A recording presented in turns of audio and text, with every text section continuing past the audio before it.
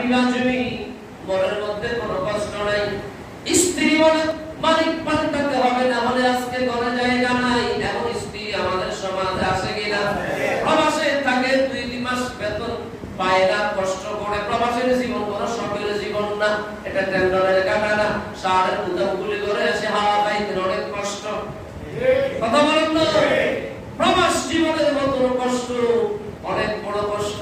2 মাস যদি পয়সা না পাঠায়, ও বাপের বাড়ি চলে যায়, খাওয়াই না ফেললে গিয়ে বইটুসতাম। কথা বলেন না? এমন ও আছে না নাই? হাবিবে আজমি কোন কিলকাল আল্লাহর উপর কোন ধরনের জবরদস্তি নাই। স্ত্রী বলে আজকে ঘরে জায়গা দেব না। হাবিব আজমি আল্লাহর গোলামের জন্য চলে গেলেন।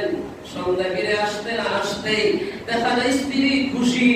স্ত্রী বলে ও আমার স্বামী, তোমার মালিক বড় ভালো, অনেক দিনের দেনা পাওনা একসাথে অনেক পয়সা দিয়ে গেছে লোকমার মতে। হাবিব আজমি ঠিক মতো বুঝলো না কথাটা। বলে কি হয়েছে? বলে কেন? তোমার মালিক তোমার এক বন্ধুকে দিয়ে অনেকগুলো টাকা পয়সা পাঠিয়েছে, আমি রান্না বান্না করছি। হাবিব আজমি দেখলো অনেক টাকা পয়সা, খাবার দাবার হাবিব আজমি ঘরে। আল্লাহর বন্ধু ধরবে পশ্চিম দিকে ফিরে আল্লাহর দরবারে সিজদা করে ডাকতে পারি, আমি তোমার উপর তাওয়াক্কুল করেছি, তুমি আমার ইজ্জত রক্ষা করেছো।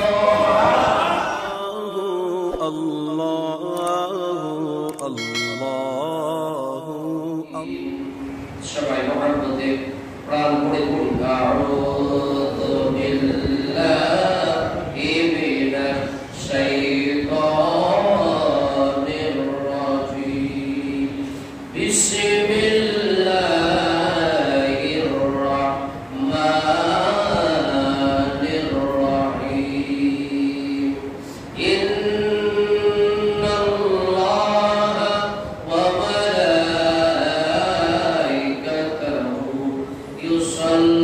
يصلون على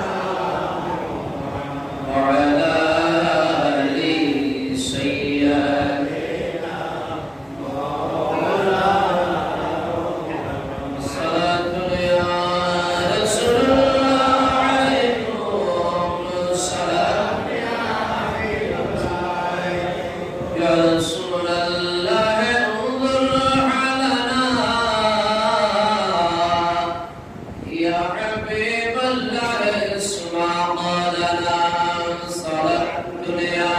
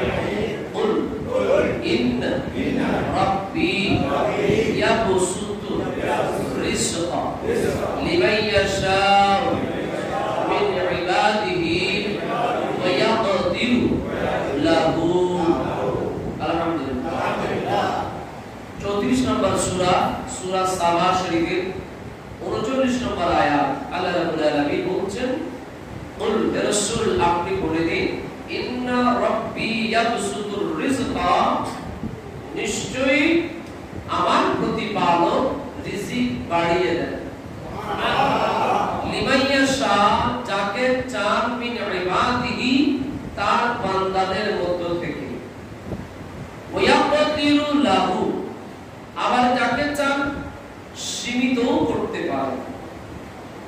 এবং আয়াতের মূল কথা, অর্থাৎ রিজিকের মালিক কে? আল্লাহ। আল্লাহ যাকে চান বাড়াবেন, যাকে চান কমাবেন। এই বাড়ানো কমানোর ক্ষমতা কার কাছে? আল্লাহ। আমরা যে বিষয়টা নিয়ে আলোচনা শুনবো, কথা শুনবো, সেটি হলো আল্লাহ রিজিক দাতা। আল্লাহ রিজিক দাতা। আমাদের মূল আলোচনা কি আজকে? আল্লাহ রিজিক দাতা। বলুন রিজিক আল্লাহ দেয়, আমরা সবাই জানি, কিন্তু আপনারা জানেন আপনাদের ভাষায় জানতে হবে। আল্লাহ রাব্বুল আলামিন এই আয়াতের সাপোর্টে আরো কিছু অনেকগুলো আয়াত কোরআন কারীমের মধ্যে, আমি প্রায় 10-12টি আয়াত পেয়েছি, তখন থেকে অল্প কিছু আয়াত আপনাদের সামনে তুলে ধরবো। 80 নম্বর সূরা, সূরা আবাসা 24 নম্বর আয়াত, আল্লাহ বলছেন ফালইয়ানজুরিল ইনসানা ইলা তাআমিহি। আল্লাহ বলেন অতঃপর মানুষরা ইলা তাআমিহি, তাদের খাদ্যের দিকে ইয়ানজুর, একটু দেখুন। অর্থাৎ আমরা যে খাদ্য গ্রহণ করছি সেটা হোক সকাল, দুপুর, বিকাল, রাত, যেখানেই খাচ্ছি, এই খাবারের দিকে গ্রহণ করুন, নজর করুন। আল্লাহ বলছেন আন্না সাবাবনাল মা'a সাব্বা, 25 নম্বর আয়াতে আল্লাহ বলছেন আমরা সাবাবনাল মা'a সাব্বা, কেমন করে আমরা বৃষ্টি বর্ষণ করি বর্ষণ ধারায়। সুবহানাল্লাহ। এই যে বৃষ্টি হচ্ছে, বৃষ্টি কে দিয়েছে? আল্লাহ। আরো জোরে বলেন আল্লাহ দিয়েছেন। আমাদের জন্য কষ্ট হচ্ছে চলতে ফিরতে, কিন্তু যারা কৃষি কাজ করে তাদের জন্য মঙ্গল, আশীর্বাদ, এটা দয়া। আল্লাহ বলছেন কেমন করে আমি বৃষ্টি ধারা প্রবাহিত করি। সুম্মা শাকাকনাল আরদা শাক্কা,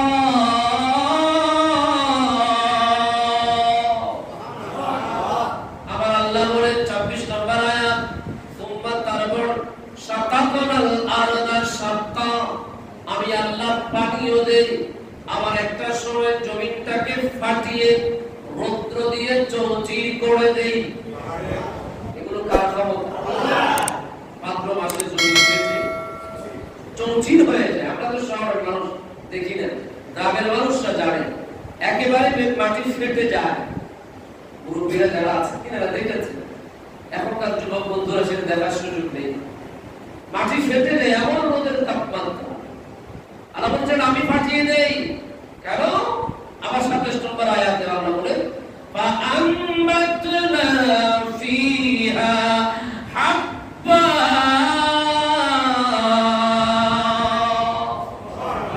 আল্লাহ বলেন তারপরে আমি তাতে শস্য জন্মাই। সুবহানাল্লাহ। আপনি দেখবেন যখন আমাদের একজন রুটির কারিগর, তিনি যখন খামির বানায়, কত কৌশলে পানি দেয়, আটা দেয়, ময়দা দেয়, লবণ দেয়, আরো যা যা দেওয়া, সেটাকে একবার এইদিকে করে একবার এইদিকে করে দুই ভাগ করে আবার মাঝখানে থাকবে, কত কারিশমা। আল্লাহ বলছেন আমি তোমাদের জন্য পানি দিয়েছি জমিন, জমিনে পানি দেওয়ার পরে জমিনের নিচতলা পানি ক্লিয়ার আছে, এবার ওই পানিটাকে পর্যাপ্ত করে আবার শুকাতে হবে, আমি শুকিয়ে জমিনটাকে ফাটিয়ে দেই। বলুন আমরা আপনারা তো ক্ষেত করছি, চাষাবাদ করছি, আমরা চারা রোপণ করছি, এমন অনেক জায়গা পাহাড় জঙ্গলের মতো রয়ে গেছে যেগুলো কেউ চাষাবাদ করে না। আল্লাহ জমিন ফাটায়, আবার পানি দেয়, ওখান থেকে আল্লাহ অটোমেটিকলি জমিন থেকে গাছ ওঠে। সেখানে কোনো কৃষক নেই, আল্লাহই করছেন। আল্লাহ বলছেন কত সুন্দর করে আমরা বলি যে মাশাআল্লাহ এবার আমি খুব ভালো চারা রোপণ করেছি, বীজ বপন করেছি, সেখান থেকে ভালো কিছু ফল পাবো। আল্লাহ বলে ভালো ফল আমি না দিলে পাবে কোত্থেকে? ঠিক কি না? আল্লাহ বীজের মধ্যে যে ফসল, 56 নম্বর সূরার মধ্যে 63 নম্বর আয়াত আল্লাহ বলছেন আফারাআইতুম মা তাহরুসুনা, তোমরা কি ভেবে দেখেছো যা তোমরা বপন করেছো? এরপরে 64 নম্বর আয়াত আল্লাহ বলছেন আনতুম তানসারুন তানসারুনা লাহু আম নাহনু সারিউনা। আল্লাহ বলছেন তাসরাউনা লাহু আম নাহনু সারিউনা, তোমরা কি তা গজিয়ে তোলো? তোমরা নয়, আমি আল্লাহ ওই বীজকে আস্তে আস্তে গজিয়ে তুলি।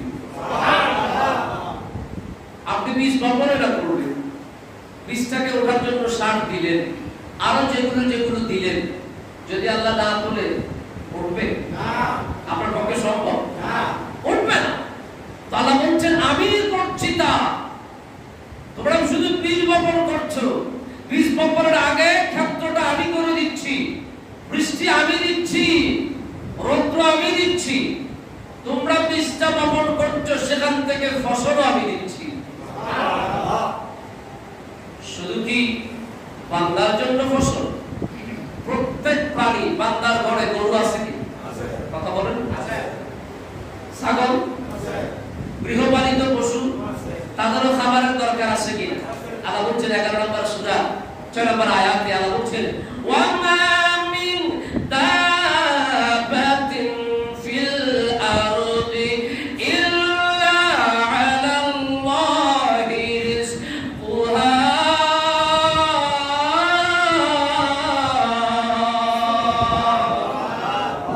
পৃথিবীতে এমন কোন প্রাণী নাই যার খাবারের সীমা আল্লাহর উপর নয়। এমন কোন প্রাণী নাই যার খাবারের জিম্মা কার উপর নয়, আল্লাহর উপর। অর্থাৎ গোটা সৃষ্টিকুলের খাবারের সীমা আল্লাহর উপর। মুহাম্মদ বলেন চড়াই পাখি আছে কিনা? আছে। চড়াই পাখি আছে। আমাদের অনেক যুবক বন্ধুরা এখন সব করে লাভ বার্ড পাবে, ঘরের মধ্যে আছে না? সব করে পাবে। অনেকেই এই তো কি পাখি কথা বলে, ময়না পাখি। আমি সেদিন এক বাসায় গেলাম, আমার সাথে একটা দুষ্টামি করে বলতেছে, কিরে কেমন আছো? তো সে চট্টগ্রাম ভাষায় বলতেছে ভালো আছি। ময়না যাকে সেটা শিখিয়েছে ভালো আছি। এই যে ময়নাকে আপনি যে খাবারটা দিচ্ছেন, আচ্ছা বলুন ওই খাবার আমাদের এক বেলার এক প্লেট খানা দিয়ে ময়নাকে অন্তত একসাথে খাওয়ানো যাবে, ঠিক না? আবার গরুকে আপনি খাবার দেন, আমাদের এক প্লেট না, আমাদের 3 প্লেটের খানা সে একা খাবে। অর্থাৎ যার যার পরিবার মতো খাবারের ব্যবস্থা কে করেন? আল্লাহ। 42 নম্বর সূরায় সূরা সূরা 27 নম্বর আয়াতে আল্লাহ বলছেন ওয়ালাউ বাসাতাল্লাহুর রিজকা লিইবাদিহি লা বাগাউ ফিল আরদি ওয়ালাকিন ইউনাসসিলু বিকদরিন মা ইয়াশাউ ইন্নাহু বিইবাদিহি খাবীরুন বাসীর।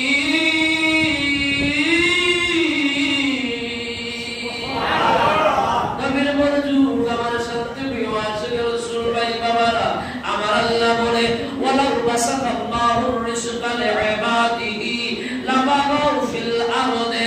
আল্লাহ বলে আমি আল্লাহ বান্দাদের প্রতি রিজিক যদি একেবারে ব্যাপক পরিমাণ বাড়িয়ে দিতাম, অসীম সম্পদ দিয়ে দিতাম, আল্লাহ বলে লাবাগাউ ফিল আরদি, তারা জমিনের মধ্যে বিদ্রোহ করত। কি করত? এমনিতে যা আছে তার গরমে বাঁচা যায়? এমনিতে যা আছে তার গরমে বাঁচা যায়? বাজারে চক্র লাগলে বলে তুই আমার সিনস্তুর মতন বেটার আমি সাতবার কিনতে পারবো। কথাগুলো কি পরিচিত না অপরিচিত?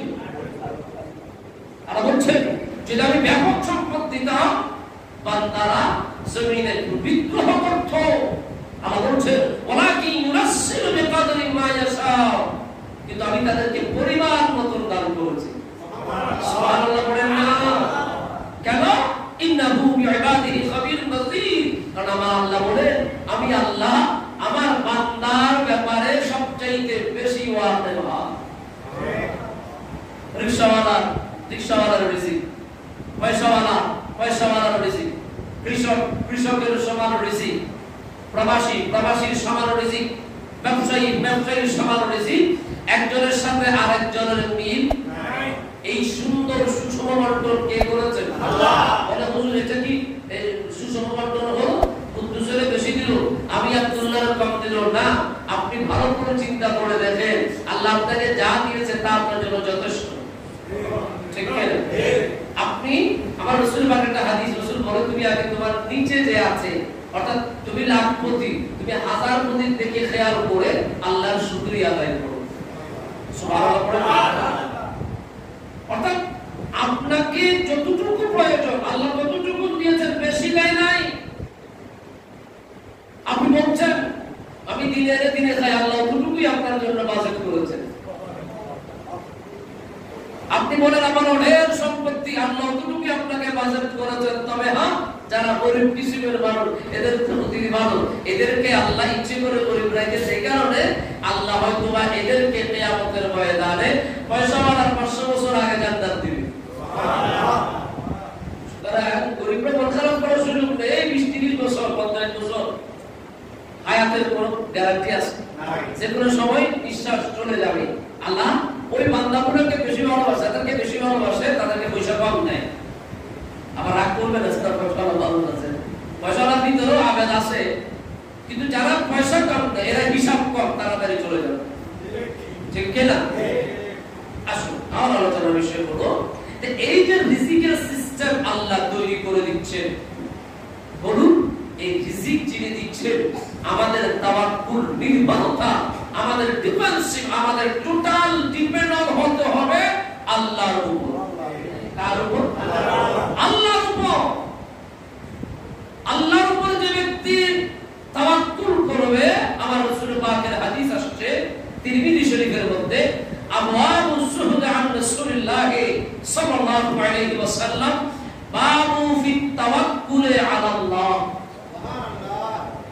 আল্লাহর উপর তাওয়াক্কুল করে ইমাম তিরমিজি আলাদা একটা বাব রচনা করেছেন। সুবহানাল্লাহ। 2344 নম্বর হাদিস, হাদিসটা মরফু। তাওয়াক্কুল হতে হবে কার উপর? না নেতার উপর। তাওয়াক্কুল কার উপর? কোন নেতার উপর? নেতা টেন্ডার দিলে আপনি চলবেন, এমন নির্ভর যদি হন আপনি মাঠে মারা যাবেন। রিজিকের মালিক কে? আল্লাহ। আর জোরে বলেন না। রাসূল বলে হাদিস আন উমর ইবনে খাত্তাব রাদিয়াল্লাহু তাআলা قال قال رسول الله صلى الله عليه وسلم لو انكم كنتم توكلون على الله। আমার নবী বলে পৃথিবীর মানুষ, আমার উম্মত যারা আছো, তারা যদি আল্লাহর উপর নির্ভর হও, হাক্কা তাওয়াক্কুলি, নির্ভর হওয়ার মতো, নির্ভর হয়ে আবার নড়াচড়া করলে হবে না। নির্ভর কার উপর? আল্লাহ আমাকে বেইজ্জতি করেছে, আল্লাহর উপর নির্ভর। প্রশ্ন তোলা যাবে না কেন করেছে?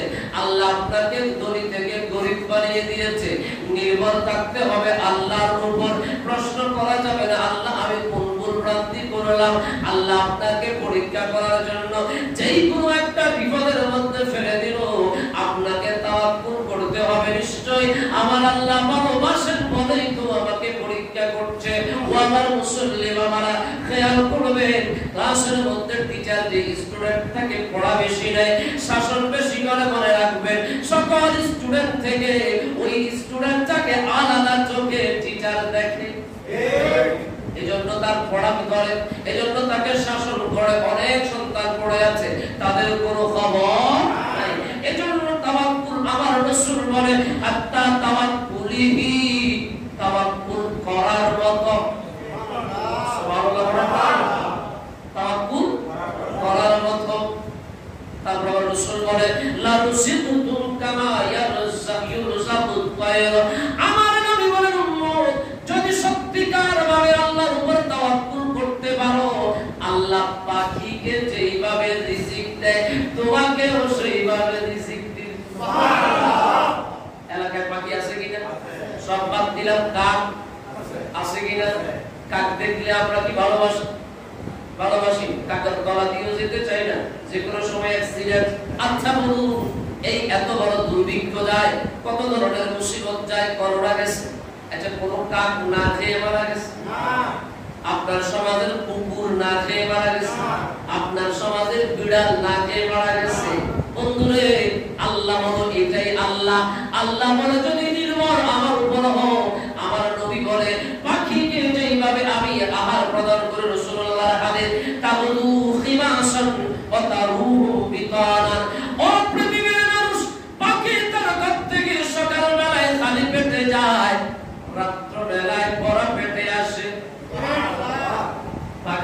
কেউ খাওয়াই দেয় পাখির জন্য সকালে কেউ ব্রেকফাস্ট করে দুপুরে কেউ লাঞ্চ করায় রাতে কেউ ডিনার করায় না না পারলে আরো ফলাবাইলে গুলেল দি মারে ঠিক কিনা অনেক বন্ধুরা শখ করে পাখি শিকার করে বিপদ আসে তাদের বন্ধু কেউ নাই তাদের বন্ধু আল্লাহ সুবহানাল্লাহ আমার নবী বলেন তাওয়াক্কুল করার মতো যদি তাওয়াক্কুল করতে পারো পাখিকে যেভাবে আল্লাহ রিজিক দেয় সকালে খালি পেটে যায় রাতে ভরা পেটে আসে আমার আল্লাহ তোমাকে ওইভাবে রিজিক দেবে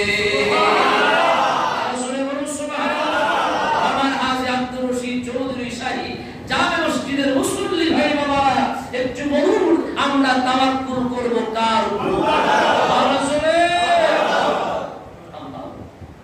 আল্লাহর উপর তাওয়াক্কুল জগতের কারো উপর তাওয়াক্কুল নয় আল্লাহর উপর তাওয়াক্কুল যদি করে রিজিক দিবেন কি আল্লাহ হযরত হাবিব আজমি রাহমাতুল্লাহ একজন বুজুর্গ তিনার দুর্ভাগ্যবশত বিবি পড়েছেন বাজাইল্লা হাবিব আজমি উনি দরবেশ মানুষ এমনিতেও দেখবেন যারা রিকশা চালায় বৃদ্ধ চাইবেন তাদের রিকশা অনেকে উঠতে চায় না আমি কি বুঝাতে পারছি কি বলে বড় হুজুর বেচারা বয়স্ক মানুষ পারবে তো মোহাম্মদ করে তো 20 টাকা দেন কথা খেয়াল তার প্রয়োজন বিদেশে নেমেছে ঠিক কি বুঝাতে চাচ্ছিলাম দরবেশ মানুষ হাবিব আজমি তিনি আল্লাহর উপর তাওয়াক্কুল করা মানুষ সকালে যায় ইবাদত বন্দেগী করে পাহাড়ে জঙ্গলায় রাতে আসে স্ত্রী বলে তুমি কোন মালিকের কাজ করো মালিক তোমার বেতন দেয় না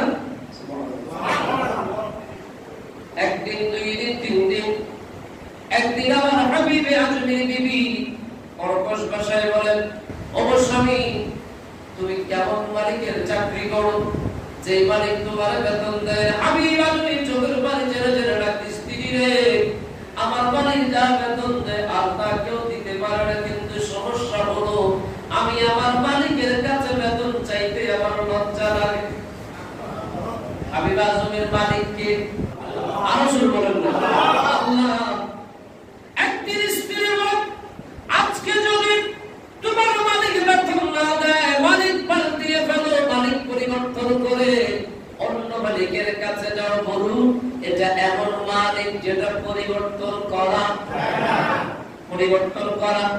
পরিবর্তন করে তার সমকক্ষ আছে তার তুলনা আছে আমার আল্লাহর কোনো তুলনা আলা হযরতের ছোট্ট একটু করে বর্ণবী জেসে কাহে মাকাম বর্ণবী জেসে কাহে মাকাম ও খোদা है जिसे का मकान नहीं वो कमाल हुस्न हुजूर है सुभान अल्लाह अल्लाह को तुलना কোনো হিসাব কোনো মিসাল नहीं হবে না থাকতে পারে না কারণ আমার আল্লাহ বেমিসাল বেনজির তুলনা সুবহানাল্লাহ হাবিব আজমি মনের মধ্যে কোনো কষ্ট নাই স্ত্রী বলে মালিক পাল্টাতে হবে না হলে আজকে কোনো জায়গা নাই এখন স্ত্রী আমাদের সমাজে আসে কিনা প্রবাসে থাকে 2-3 মাস বেতন পায় না কষ্ট করে প্রবাসের জীবন বড় শখের জীবন না এটা টেন্ডারের কাটা না সাড়ে উদাম গুলি করে এসে হাওয়া খাইতে অনেক কষ্ট কথা বলেন না প্রবাস জীবনের মতো কষ্ট অনেক বড় কষ্ট দুই মাস যদি পয়সা না পাঠায় ও বাপের বাড়ি চলে যায় কথা বলেন না খাওয়াই না বিল্ডিং গিয়ে বইটুসটা কথা বলেন না এমন ও আছে না নাই হাবিবে আজমি কোন কি লোক আল্লাহর উপর কোন ধরনের জবরদস্তি নাই স্ত্রী বলে আজকে ঘরে জায়গা দেব হাবিব আজমি আল্লাহর গোলামের জন্য চলে গেলেন সন্ধ্যা ফিরে আসতে না আসতে দেখা যায় স্ত্রী খুশি স্ত্রী বলে ও আমার স্বামী তোমার মালিক বড় ভালো অনেক দিনের দেনা পাওনা একসাথে অনেক পয়সা দিয়ে গেছে লোকমার মতে আমি আজকে ঠিক মতো বুঝলো না কথা বলে কি বলেছে বলে কেন তোমার মালিক তোমার এক বন্ধুকে দিয়ে অনেকগুলো টাকা পয়সা পাঠিয়েছে আমি রান্না বান্না করছি হাবিব আজমি দেখলো অনেক টাকা পয়সা খাবার দাবার হাবিব আজমির ঘরে আল্লাহর বন্ধু ধরে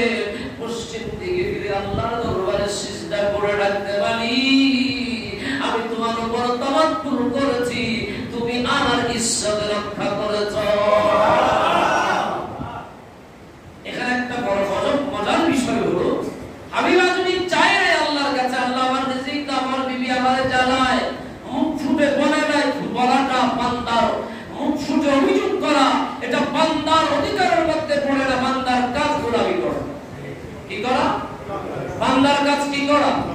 আল্লাহর কাজ পালন করা, বান্দার কাজ গোলামি করা। সুবহানাল্লাহ বলেন। আর রাসূলে তাহলে আমরাও যদি আল্লাহর উপর তাওয়াক্কুল হই তাহলে আমাদের রিজিক আল্লাহ দিবেন কি? সবাই বলেন দিবেন কি না? দিবেন। হযরত সুলাইমান আলাইহিস সালাম, সুলাইমান নবী একদিন আল্লাহর কাছে আরজি করল, আল্লাহ তোমার গোটা সৃষ্টিটাকে আমি একদিন আমার গোটা সৃষ্টিটাকে আমি একটা বছর খাওয়াতে চাচ্ছি। কথাকে বুঝেন? আল্লাহর পুরো সৃষ্টি হযরত সুলাইমান আলাইহিস সালাম খাওয়ানোর জন্য আল্লাহর কাছে প্রস্তাব দিলেন। এক বছর। কয় বছর? এক বছর। সুলাইমান আলাইহিস সালাম বললেন, আল্লাহ তোমার গোটা সৃষ্টিকে আমি এক বছর দাওয়াত দিয়ে খাওয়াবো। আল্লাহ বলে পারবে না।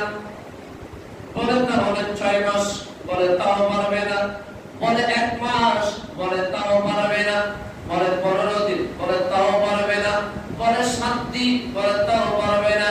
বলে আল্লাহ তুমি আর না করো, আমি একদিন তোমার বান্দাদেরকে খানা খাওয়াবো। কয়দিন? কে খাওয়াবে? সুলাইমান আলাইহিস সালাম আল্লাহর নবী। খানা খাওয়া, আল্লাহ বলে ঠিক আছে খাওয়াও, দেখি তুমি পারো কিনা। হযরত সুলাইমান নবী খাদ্য মজুদ করা শুরু করলেন গোটা একটা বছর। সুলাইমান আলাইহিস সালাম খাবার মজুদ করলেন। সুবহানাল্লাহ। এক বছর যদি খাবার মজুদ করা হয়, খাবারের পরিমাণ অন্তত রশিদ বাড়ির চাইতে বড় হবে। হ্যাঁ, এক বছর শুধু খাবার মজুদ করেছে। টার্গেট কি? একদিন গোটা সৃষ্টিকে খানা দেওয়া। কারণ মানুষকে এইভাবে জমায়েত করে খানা দেওয়া হয়, এটা সুলাইমান নবীর সুন্নত। কার সুন্নত? সুলাইমান। আমরা তো খাওয়াতে চাই, আমরা হিসাব করি কয়জন আসছে, কয়দিন থাকবে, কদ্দুর যাবে, কদ্দুর আসছে, সুদ বিয়োগ আগে মিলে দিই। ঠিক না? খেয়াল রাখবেন, বান্দা যেখানে রিজিক, কথা বলেন না, বান্দা যেখানে রিজিক সেখানে। গতকালকে ঘটনা, আমি আজকে আমার চোখে খুব চোখ বন্ধ করলে চোখ চলে, এই কথাটা শেয়ার করে আপনাদেরকে আমার আলোচনা আসুন। সুলাইমান নবীর ঘটনা আবার শুনুন। গতকাল জুর বংশরাজ মাইজবান্ডারির একজন আসহাব খলিফা আল্লামা আব্দুল গনি কাঞ্চনপুরী বাহারুল উলুম, যেটাকে মকবুলে কাঞ্চনপুরী বলে, ওনার উদ্দেশ্যে পাক ছিল। তো আমি এমনিতে ব্যক্তিগতভাবে কয়েকটা প্রোগ্রামে গিয়েছি, ওদিকে গিয়েছি, কালকে যাওয়ার জন্য একটা আগ্রহ তৈরি হলো। আমরা একটা কাফেলা গেলাম, রাউজান গেলাম। আমাদের এই 14 নভেম্বরে যে চিফ গেস্ট আল্লামা শায়েস্তা খান আল-আজহারি, ওনার বাড়ি হয়ে যাচ্ছি। ঘর থেকে বের হচ্ছি 8টায়, খাবার কোথায় খাবো কোনো শিডিউল নাই। আমরা গেলাম মাহদিমান বলে, আর কি সুন্দর নাম, মোহাম্মদ আমিন হাট। এটারে বাঁধতে বাঁধতে মাহদিমান বানাইছে, নাম হল মোহাম্মদ আমিন হাট, এটারে আগে মাহদিমান। গেলাম, যাওয়ার পরে দেখি হুজুর মোনাজাত করছে, আমরা মোনাজাত করলাম, খাবার ব্যবস্থা ভালো হয়ে গেছে। এটা আমাদের মাথায় ছিল। আমি হুজুরকে জিজ্ঞেস করলাম, হুজুর আমাদের খানা আপনি কি আগে টার্গেট করতে? বলেন না। তাহলে বান্দা যেখানে, কথা বলেন না, বান্দা যেখানে, চলে গেলাম। একটি প্রসঙ্গ বলি, আমরা যারা আজকে এই জুব্বা জাব্বা পাগড়ি এলোমেলো পড়াই দেখেন, তাদের জন্য মাইজবান্ডারি কথা বললে অনেকের মুখটা কালো হয়ে যায়। অনেক যুবক বন্ধুরা মাইজবান্ডার শরীফের ব্যাপারে ভিন্ন কিছু মনে করে। আপনার জ্ঞানের অভাব আছে, গবেষণার অভাব আছে। এই প্রসঙ্গটা আজকে আমি তুলে ধরতে খুব ইচ্ছে হচ্ছে। ওনারা 3 ভাই, কয় ভাই? আব্দুল হাদি কাঞ্চনপুরী, আব্দুল গনি কাঞ্চনপুরী, আব্দুল সালাম মুসপুরি। কয়জন? 3 জনই বড় আলেম, কলকাতার গোল্ড মেডেলিস্ট। সুবহানাল্লাহ বলে না। তো আব্দুল হাদি কাঞ্চনপুরী প্রসঙ্গক্রমে ঔসনাতুল মাইজবান্ডারের কদমে আগে দিয়েছেন। তো আব্দুল গনি কাঞ্চনপুরী বড় আলেম ছিলেন, ওয়াজ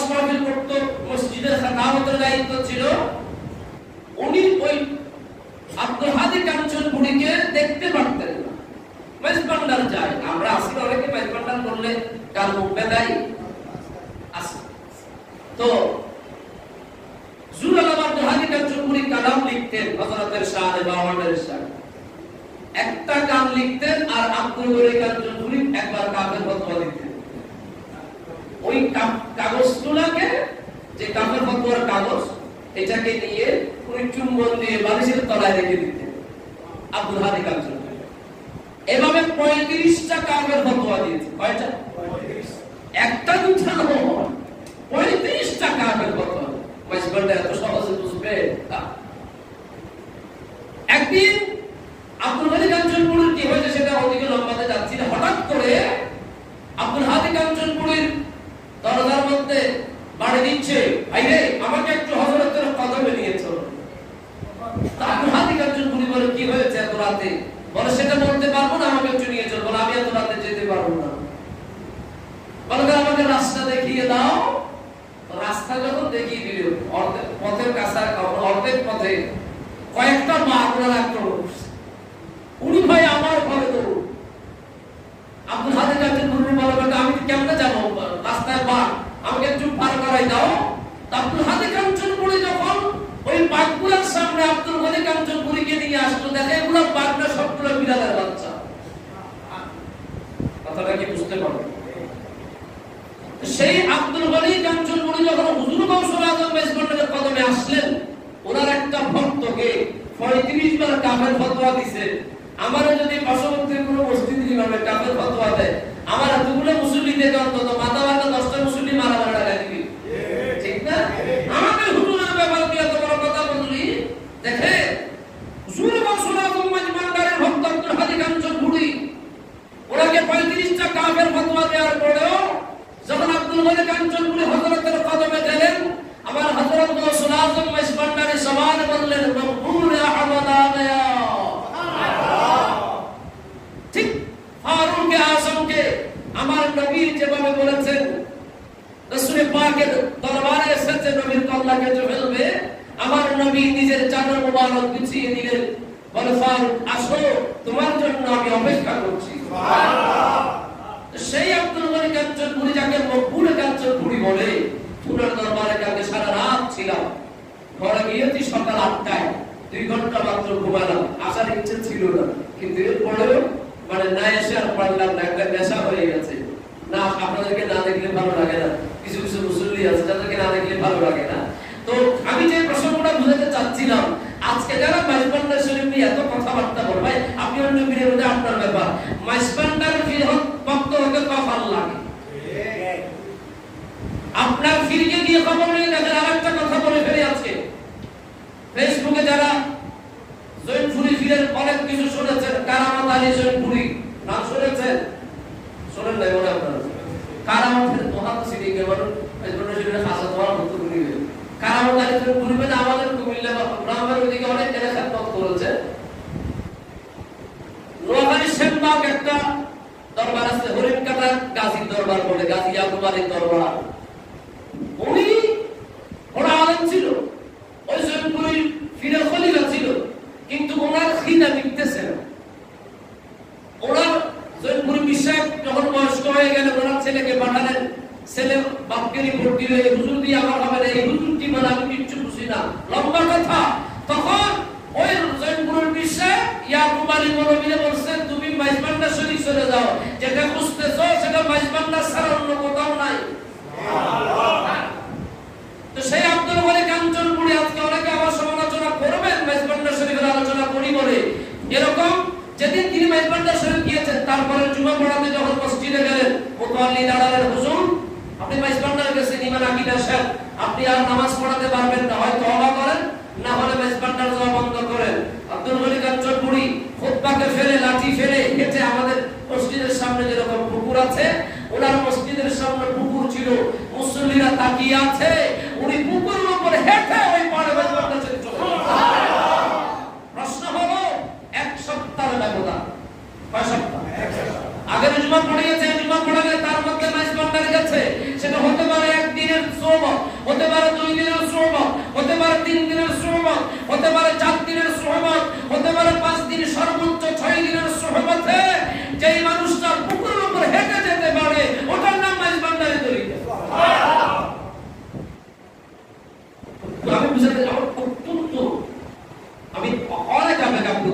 কাউকে, কারণ নরমালি আমাদেরকে মাহফিলে টাকা দিয়ে রাখতে পারবে, সারা রাত ছিল সেখানে। কারণ আপনি মজা যেখানে পাবেন, এর খোরাক যেখানে পাবেন, আপনি অটোমেটিকলি সেখানে থাকবেন। যেটা আমার যুবক বন্ধুদেরকে বলবো, ওসুরাত মাইজবানের ওসুরাত বাবানের খলিফাদের রওজা ভাগ করে জিয়ারত করবেন, এরবের বড়াই করবেন না। এই আপনার এলাকাতে কিচ্ছু হবে না। এগুলো তো আমরা একটা আনুষ্ঠানিকতা মাত্র, এগুলো কি ফারভাবের মিছা কথা। আমরা সবাইকে বোঝার তৌফিক দান। আপনারা কি রাগ করলেন? ওই প্রসঙ্গ থেকে কিছু বের হয়ে গেলাম। আমি আজকে এসেছি বন্ধুদের বলার জন্য, আপনাদের সাথে শেয়ার করব। কতগুলো বাবার ফুল নসর দিয়ে বেলায় সুবহানাল্লাহ, হাতে হাত রেখে বায়াতের খুব কনসিস্টেন্ট ওসুরাতুল মাইজবানের কাছে নজর দিয়েছে, ক্লিয়ার। সুবহানাল্লাহ। যাই হোক, হযরত সুলাইমান আলাইহিস সালাম আল্লাহকে বলছেন, আল্লাহ তোমার গোটা সৃষ্টিকে আমি খাওয়াবো। 1 মাস না, 15 দিন না, 6 দিন না, 7 দিন না, 1 দিন বলে খাওয়াও। 1 বছর খাবার মজুদ করলে কয় বছর? খাবারের পাহাড় হয়ে গেল। আল্লাহকে বলে, আল্লাহ তোমার সৃষ্টিকে দাওয়াত দিতেছে, বলে দাওয়াত দাও। দাওয়াত দেওয়া হলো, খাবার মানে সৃষ্টিকুল চলে আসলো।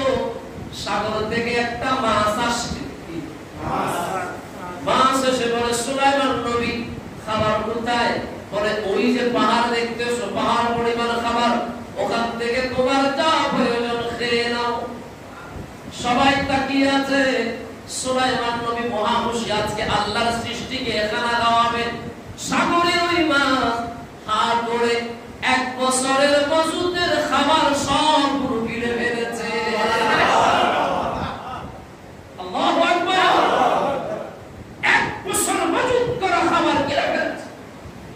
সুলাইমান নবী হা হয়ে মাছ বলে, ও নবী সুলাইমান, আল্লাহ তো আমারে প্রতিদিন এরকম 3 আইটেমের খানা খাওয়ায়।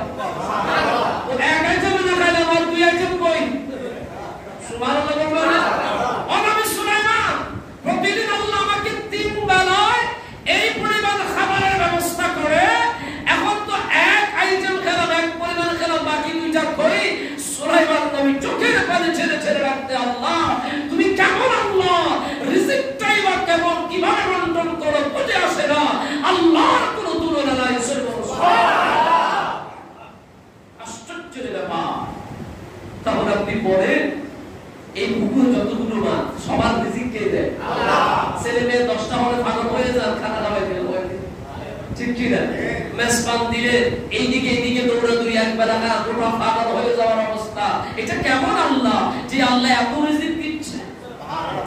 আর সরে বলবেন না সুবহানাল্লাহ। সেই আল্লাহর ইবাদত কি করতে ইচ্ছে করে না?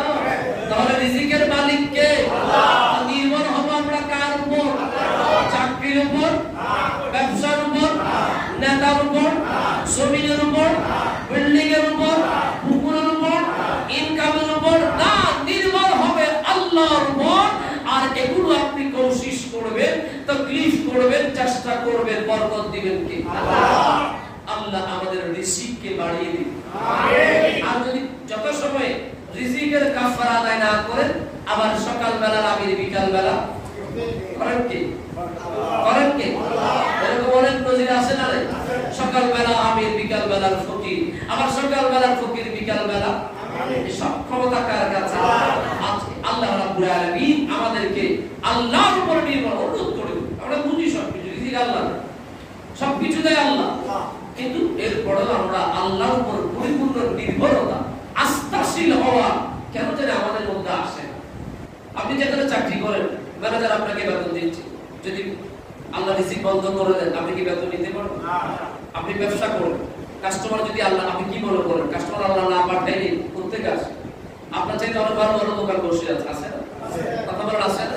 আল্লাহ পাঠাচ্ছে, এজন্য বেশি বেশি সদকা করবেন।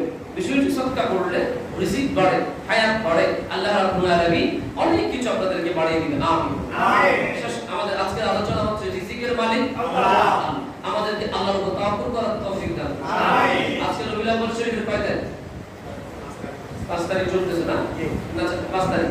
5 তারিখ চলতেছে ইনশাআল্লাহ। 12 রবিউল আউয়াল শরীফের ব্যাপারে আপনাদের কিছু হলো রাসূল পাক সাল্লাল্লাহু আলাইহি ওয়াসাল্লামকে জিজ্ঞেস করা হয়েছে, আমার নবী 12 রবিউল আউয়াল শরীফের রোজা রাখতেন, কি রাখতেন? রোজা রাখতেন। জিজ্ঞেস করা হচ্ছে, হুজুর আপনাকে সুইলা ইয়াউল ইসনাইন করা হয়েছে, সোমবার রোজার ব্যাপারে রাসূল পাক বলেছেন ইয়াউমা উলিদতু ফিহি, এই দিনে আল্লাহ আমাকে জমিনে পাঠিয়েছেন, আল্লাহ আমাকে ওহী নাযিল করিয়েছেন, আল্লাহ আমাকে নবুয়ত দিয়েছেন। এটার জন্য আমি নবী নিজেই আমার মিলাদুন নবীর জন্মদিন বার্থডে পালন করি। সুবহানাল্লাহ পড়ে। তাহলে এই বারে বেলাবারে শরীফে আমরাও যারা পারি আল্লাহর নবীর দিকে, আল্লাহর নবীর সুন্নাত হিসেবে আল্লাহর শুকরিয়া আদায় করে, এমন এক নবী আমাদেরকে দিলেন, এই শুকরিয়া আদায় করে রোজা রাখার দরকার আছে কিনা? রোজা রাখবেন, সেদিন যা পড়েন নিজের তৌফিকে যা আছে, ঘরের কাজের মেয়ে, আপনার বিল্ডিং এর দারোয়ান, এলাকার গরিব মানুষ, যা পারেন মানুষকে খাওয়াবেন। ওই দিন পরের দিন তার পাবেন না। আর রবিউল যে গুরুত্ব, সেই গুরুত্ব কি আর পরের দিন পাবেন? পরের দিন পাবেন? পাবেন। সুতরাং রবিউল শরীফ যা পারেন দান করবেন, সাদকা করবেন, রোজা রাখবেন, নামাজ পড়বেন, আর জাস্ট জুলুস ঈদ মিলাদুন নবী যতগুলো হয় যেখানে পারেন অ্যাটেন্ড করবেন। ঠিক আছে? আমাদের চট্টগ্রামে রবিউল শরীফ আঞ্জুমান রহমানের আমাদের সুন্নিয়ার মাধ্যমে আমাদের সাহেব শ্রীপুরের আওলাদ পাকরা এসে এই জুলুসের নেতৃত্ব দেন। আর এই বছর হয়তো কোনো আওলাদ পাক আসবে কিনা আমি জানি না, ওনাদের জুলুস সেখানে আপনারা অ্যাটেন্ড করবেন। যারা ঢাকায় আমাদের সাইফুদ্দিন বাবা, মুজিব বাবা, আরো বিভিন্ন ঢাকায় প্রোগ্রাম করে, এবার হয়তো করোনার কারণে নতুন প্রোগ্রাম ক্যান্সেল হয়েছে। আমরা যতটুকু পারি ইনশাআল্লাহ আল্লাহর নবীর বেলাদতের জুলুসে অ্যাটেন্ড করতে রাজি আছে কিনা? আছে কিনা? আল্লাহ কবুল করুন। আমিন। আমিন। আপনাদের জন্য দাওয়াত 3 দিন ব্যাপী উরকিরচর হাই স্কুল মাঠে 27, 28, 29 অক্টোবর মঙ্গল, বুধ, বৃহস্পতিবারে মাহফিল হবে। অনেক লম্বা। প্রথম দিবসে প্রধান আলোচক হিসেবে থাকবেন মুফতি আলাউদ্দিন জাহাদি সাহেব এবং আমাদের ডক্টর এসএম বুরহানুদ্দিন। দ্বিতীয় দিবসে থাকবেন আব্দুল মুস্তাফা রহিম আল আজহারি এবং আমার অত্যন্ত আপনজন মাসুদ রিজভী ভাই। এরপর তৃতীয় দিবসে থাকবেন আমাদের উস্তাদ আল্লাহ মুসলিম আল কাদরি সাহেব। এভাবে অনেক ওলামায়ে মঞ্জুর ইসলাম আল কাদরি সাহেব সহ ওলামায়ে কেরামরা থাকবেন। আপনারা যারা পারেন যাওয়ার জন্য চেষ্টা করবেন, আমাদের আসাদা হুজুর আছে, যারা পারেন যাওয়ার জন্য চেষ্টা করবেন ইনশাআল্লাহ। আমার এই কথাটা কি মনে আছে? যেখানে মাহফিল 5টা মিনিট শরীক হওয়া, ঠিক না? ক্যামেরা বলতে হবে, ফেরাজ বলতে হবে। আপনারা যখন লেখার সাথে দাঁড়ায় কাইতে শিখতে ফেরাজ বলতে হবে, হ্যাঁ ফেরাজ বলতে, এই ফেরাজ বলতে হবে, ঠিক আছে? প্রত্যেক জায়গায় যাবেন, ফেরাজ তাদেরকে বলে আমি আসছি ছবি তুল। ফেরাজ আপনার কথা শুনে না? এই কথা বলেন না কেন? শুনে না? আপনি যাওয়ার সাথে সাথে ক্যামেরা ক্যাচ করে ফেলবেন, যে আমাদের মহিলাদের এগুলো দেখানো হবে। সুবহানাল্লাহ। কে করছে কারা করছে দেখা দরকার নাই। আকীদা শুদ্ধ, আমার নবীর মিলাদ সুন্দর করে চলে যাবে। আকীদা শুদ্ধ থাকলে চলে যাবেন, গিয়ে একটু হলেও বসবেন, আল্লাহ বরকত দিবে। আমিন। আমাদের 14 নভেম্বরে ইনশাআল্লাহ সবার প্রস্তুতি আছে তো? আছে আছে, সবার প্রস্তুতি আছে। যার যার অবস্থান থেকে ভালো করে চেষ্টা করবেন। যেহেতু আমি চলে আসছি, আগের চাইতে বেশি যদি না হয় আমি কষ্ট পাবো। আগের চাইতে সুন্দর জাকজমক যদি বেশি না হয় আমি কষ্ট পাবো। এটা জানাতালা ভাবে খানসাদানের প্রোগ্রামটিকে মিলে হবে, সুন্দর করে করতে হবে। প্রতিযোগিতা আল্লাহ করছে তাআউন আলাল বিররি ওয়াত তাকওয়া, ভালো কাজের প্রতিযোগিতা করো। এটা ভালো কাজ না মন্দ কাজ? কথা বলেন না? ভালো কাজের মধ্যে প্রতিযোগিতা করতে হবে। ওই ধরুন যদি এই ইয়ে করতে আর আপনাকে সুযোগ হয় না, ঠিক মানে ব্যাটারি হবে বুঝছে আর দেব তুরন্ত কত জোর করোনা কারণে কি খারাপ আইতে বলবে না, খরচ বলবে না, নাসানাসি কি নহর দেরি সরিয়ে যায়। দুঃখ লাগে আমার কাছে, আমার আনন্দ লাগে। কিছু কিছু মুসল্লি ফোন দিয়ে বলে হুজুর আমি নাম বলবো, এই যে একটা আমল দিয়েছিলাম রবিউল আউয়াল শরীফের প্রথম দিনে, এক মুসল্লি আমাকে মেসেঞ্জারে ডাক্তার হুজুর আমি দোয়াটা বলে গেছি, আমাকে একটু আবার পাঠিয়ে দেন। আমি পাঠিয়ে দিয়েছি। তার মানে আমল হচ্ছে কিনা? কথা বলেন না? অনেক পরিবর্তন আমি দেখতেছি, শুনতেছি, কিন্তু কোন নাসিম নেভার জন্য ভারতে একজন আসতে পারে হলে সামা মাহফিল দিন আসো না, তত গুণই গুণ বুঝছো না? আমাদের দ্বারা আচ্ছা ইন বলে তো মাহফিল সাদা হবে যাবে, এই মাহফিল বড় হই। হ্যাঁ, আফসোসের বিষয় যুবক, যার পা নাই সে বোঝে পায়ে দাঁড়ানোর কতটুকু আনন্দ। তোমাকে আল্লাহ পা দিয়েছে, জমিনের উপর তুমি যেমন ইচ্ছা তেমন করে নাচানাচি করছো। আর ওই মা বোনদেরকে বলি দর্শক তোমরা না কেন, কোন ভর্তা নাই। ওই সকল যুবক বন্ধুদেরকে বলি তোমার মন কোথায় যাচ্ছে?